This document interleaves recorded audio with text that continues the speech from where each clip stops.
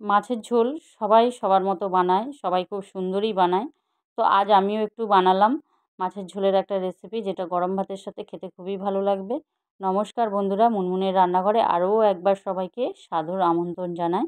তো এখানে আমি নিয়ে নিলাম, আমি কাতলা মাছ 3 পিস চাকার মাছ নিয়েছি, একটা লেজাও নিয়েছি। মাছটা আমি নুন হলুদ দিয়ে কিন্তু আমি আধা ঘন্টা মাখিয়ে নিয়ে রেখে দিয়েছি। নিয়েছি এখানে জিরে গুঁড়ো নিয়েছি, ধনে গুঁড়ো 1 চামচ, আদা বাটা 1 চামচ, হাফ টিস্পুন হলুদ গুঁড়ো, আর নিয়েছি 1 চামচ কাশ্মীরি লঙ্কার গুঁড়ো। নিয়েছি একটু 2টো পেঁয়াজ কুচি, তার সাথে 2টো আলু নিয়েছি, আর নিয়েছি একটা টমেটো, আর হচ্ছে চেরা কাঁচা লঙ্কা কিছু, আর নিয়েছি একটা শুকনো লঙ্কা। আমি কিন্তু এখানে একটা শুকনো লঙ্কা আর হচ্ছে এখানে টমেটোটা আর কিছু কাঁচা লঙ্কা যে চেরাটা নিয়েছি সেটা কিন্তু আমি একটু পেস্ট বানিয়ে নেবো। হাফটা কাঁচা লঙ্কা আমি পেস্ট বানিয়েছি। তো এখানে আমি প্রথমে তেল দিয়ে দিয়েছি, আমি রান্নাটা সরষের তেলে করব, তো কিছুটা পরিমাণ আমি এখানে সরষের তেল দিয়ে দিয়েছি। দিয়ে দেওয়ার পরে আমি কিন্তু আলুগুলো দিয়ে দেবো। তো আলুগুলো একটু বড় বড় করে কেটে নিয়েছিলাম, একটা আলু 4 টুকরো হয়েছিল এরকম। তো এইভাবে আমি কিন্তু মাছের ঝোলের আলু কিন্তু একটু বড় বড় থাকলে খেতে কিন্তু টেস্টি হয়। তো এইভাবে আমি দেওয়ার পরে তো দিয়ে দিলাম একটু হলুদ গুঁড়ো, আর নিয়ে দিয়েছি একটু নুন, যাতে আলুর ভেতরে নুনটা ঢুকে যায়। তো আলুটাকে আমি কিন্তু একটু ভেজে নেবো তেলে। তো আমার চ্যানেলে সবসময় আমি খুব সিম্পল রেসিপিগুলো দিই, যেগুলো আপনারা খুব সহজেই বানিয়ে নিতে পারবেন। তো যদি রেসিপিগুলো ভালো লাগে আমার চ্যানেলটাকে সাবস্ক্রাইব করে পাশে থাকবেন। অবশ্যই পাশে থাকা বেল আইকনটা অবশ্যই অন করে রাখবেন, যাতে আমি যে কোনো রেসিপি দিলে আপনাদের কাছে সর্বপ্রথম পৌঁছে যায়। তো এই পর্যায়ে আলুগুলো ভাজা হয়ে গেছে, এবার আমি কিন্তু আলুগুলো তুলে নিচ্ছি। তো আলুটা এই পর্যায়ে ভাজার পরে আমি তুলে নিচ্ছি। মাছ ভাজার আগে কিন্তু আমি আলুটা ভেজে নিয়েছি। তো আলুটা ভাজার পরেই কিন্তু আমি মাছটা ভাজবো। তো এবার আলুটা তুলে নেওয়ার পর এবারে আমি দিয়ে দিলাম মাছগুলো। মাছটা কিন্তু নুন হলুদ দিয়ে আধা ঘন্টা মাখিয়ে রাখবেন, কারণ এটা মাখিয়ে রাখলে কিন্তু মাছটার ভেতরে নুন হলুদটা ভালো করে একটু ঢুকে যায়। তো এইভাবে আমি রেসিপিটা বানাবো বলে আগে থেকে একটু আ মাছে নুন হলুদটা আমি মাখিয়ে নিয়েছি। যাই হোক, ক্যামেরায় আমি ওটা দেখাইনি। অ অফ আ অফ ক্যামেরায় আমি কিন্তু মাখিয়ে নিয়েছি। তো এবারে লেজাটা যেহেতু খুব একটু বড় ছিল, এটা কিন্তু ভালো করে একটু ভাজতে হবে। আর এই রেসিপিটায় আমি কিন্তু মাছটা একটু ভালো করেই ভেজে নেবো, কারণ মাছের ঝোলে মাছ যদি ভালো করে ভাজা না হয়, কাঁচা গন্ধ ছাড়ে, সেটা কিন্তু খেতেই ভালো লাগে না।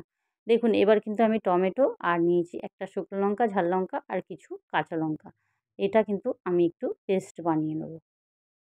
পেঁয়াজটা কিন্তু অতটা পরিমাণ কিন্তু আমার লাগেনি। আমি কিন্তু হাফ দিয়েছিলাম, হাফটা কিন্তু রেখে দিয়েছিলাম। একটা পেঁয়াজ দিয়েছি।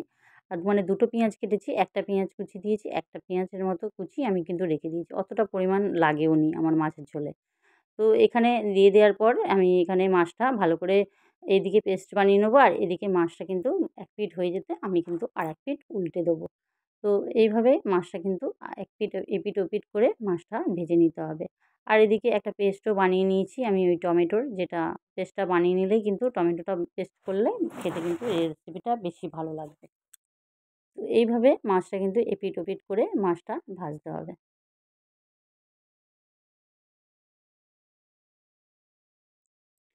দেখুন, মাছটা এবার ভাজা হয়ে গেছে। এবার কিন্তু এটাকে আমি তুলে নেব।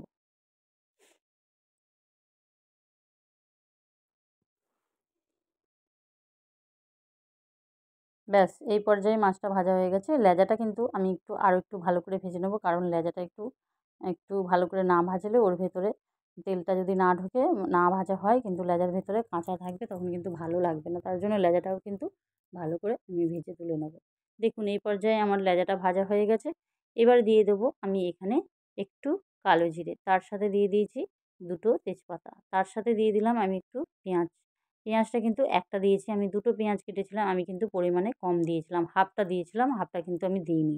তো এখানে পেঁয়াজটা কিন্তু আমি হালকা একটু ব্রাউন করে একটু আ নেড়ে নেবো। খুব বেশি কিন্তু ভাজবো না। ব্যাস, এই পর্যায়ে ভাজা হয়ে গেছে। পেঁয়াজের পরিমাণটা কিন্তু একদমই কম দেবো। খুব বেশি কিন্তু আমি দিইনি পেঁয়াজ। তো পেঁয়াজটা আমি একটু ভাজা ভাজা হয়ে যেতে এবার আমি দিয়ে দেবো এখানে আদা বাটা। 1 চামচ আদা যে বেটে রেখেছিলাম সেটাই কিন্তু আমি দিয়ে দিলাম। দিয়ে দিলাম এই পেঁয়াজটা দেওয়ার পর আদা বাটাটা ভালো করে সুন্দর করে আবারও একটু নাড়িয়ে চাড়িয়ে নিতে হবে। ব্যাস, এইভাবে নাড়াচাড়া করার পর এটা যখন একটু কষা হয়ে যাবে, এবারে আমি যেই পেস্টটা করেছিলাম টমেটো, কাঁচা লঙ্কার যে পেস্টটা, আর তার সাথে একটা শুকনো লঙ্কাও দিয়েছিলাম ঝালের জন্য। তো ওটাকেই ভালো করে মিশিয়ে নেবে। আমি কিন্তু ঝাল লঙ্কার গুঁড়ো ব্যবহার করব না। একটু কাশ্মীরি লঙ্কা রঙের জন্য ব্যবহার করেছি। আপনারা চাইলে কাশ্মীরি লঙ্কার গুঁড়ো নাও দিতে পারেন। আমি একটু কালারের জন্য কাশ্মীরি লঙ্কাটা ব্যবহার করেছিলাম। তো এইভাবে মশলাটাকে কষিয়ে নিতে হবে। এটা কিন্তু কাশ্মীরি লঙ্কার গুঁড়ো না দিয়েও কিন্তু বানালে একই স্বাদ লাগবে। শুধু আমি এটা কালারের জন্য দিয়েছি। এখানে ১ চামচ কাশ্মীরি লঙ্কা, হাফ টিস্পুন হলুদ গুঁড়ো আর দিয়েছি ১ চামচ ধনে গুঁড়ো, ১ চামচ জিরে গুঁড়ো। ব্যাস এই মশলাগুলো দিয়েই কিন্তু পুরোটা আমি দিয়ে দিয়েছি। এই মশলাটা ভালো করে পরিষ্কার করে দেওয়ার পর মশলাটাকে আমি কিন্তু এবারে একটু কষিয়ে নেব। মশলাটা যত সুন্দরভাবে কষাবেন এই রেসিপিটা কিন্তু মাছের ঝোলের রেসিপিটা কিন্তু ততই ভালো হবে আর স্বাদটাও কিন্তু খুবই ভালো হবে। মশলা থেকে কাঁচা গন্ধ ছাড়লে রেসিপিটা কিন্তু ভালো হবে না। আর এই সময় একদম লো টু মিডিয়ামে এটাকে কিন্তু মশলাটাকে কষতে হবে। যাতে এই মশলাটা পুড়েও না যায় আর সুন্দরভাবে একদম কষা হয়। এবার মশলাটার যখন আমি দিয়ে দিলাম মশলা ধোয়া একটু জলও আমি ওতে অ্যাড করে দিলাম।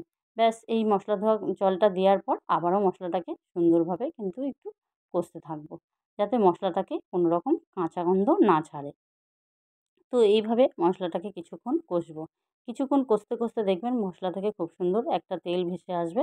আর এদিকে আমি স্বাদের জন্য মানে পরিমাণ মতো নুনও দিয়ে দিয়েছি। মা নুনটা দেওয়ার পর আবারও একটু কিন্তু মিশিয়ে নিতে হবে। আর এইভাবে মশলাটাকে সুন্দরভাবে আস্তে, আস্তে কিন্তু কষতে হবে। এইভাবে দেখুন কষতে, কষতে মাছ মা তেল মানে কষতে, কষতে মশলাটা থেকে সুন্দর কিন্তু তেল ছেড়ে আসবে। যত এটা কষবেন তত কিন্তু সুন্দরভাবে তেল ছেড়ে আসবে।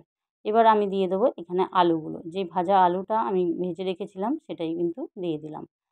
দিয়ে আবারও আলুর সাথে মশলাটা ভালো করে কিন্তু কষিয়ে নেব।